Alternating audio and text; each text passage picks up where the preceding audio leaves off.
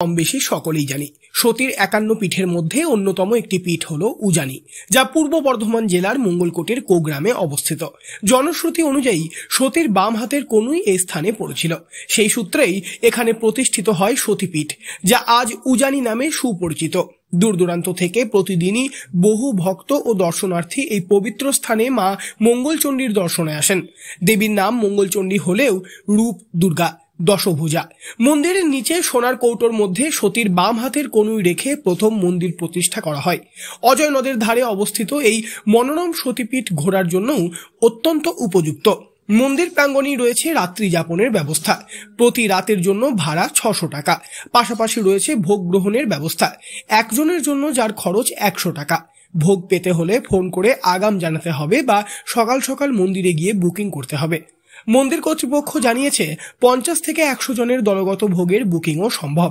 যোগাযোগ করতে হবে ৮৩৪৮৯৬৮২৪৪ এই নম্বরে। সতীপীঠের পাশেই রয়েছে আরেকটি গুরুত্বপূর্ণ দর্শনীয় স্থান, কবি কুমুদরঞ্জন মল্লিকের জন্মভিটে। বাংলার অন্যতম জনপ্রিয় গ্রাম্য কবি কুমুদরঞ্জনের জন্ম কোগ্রামেই। অজয় নদের কিনারে গ্রামের একদম শেষ প্রান্তে তাঁর জন্মস্থানটি আজও বহু মানুষের আকর্ষণের কেন্দ্র। কবি কুমুদরঞ্জন মল্লিকের লেখা ছুটি, হয়তো, শেষ দান, আমাদের সঙ্গী এই জনপ্রিয় কবিতাগুলোর পাশাপাশি নূপুর, উজানি, বনতুলসীর মতো কাব্যগ্রন্থ পাঠকের মনে বিশেষ জায়গা দখল করে। বর্তমানে কবির বংশধরেরা কলকাতায় থাকেন, তবে বাড়িটি দেখভালের জন্য রয়েছেন কেয়ারটেকার।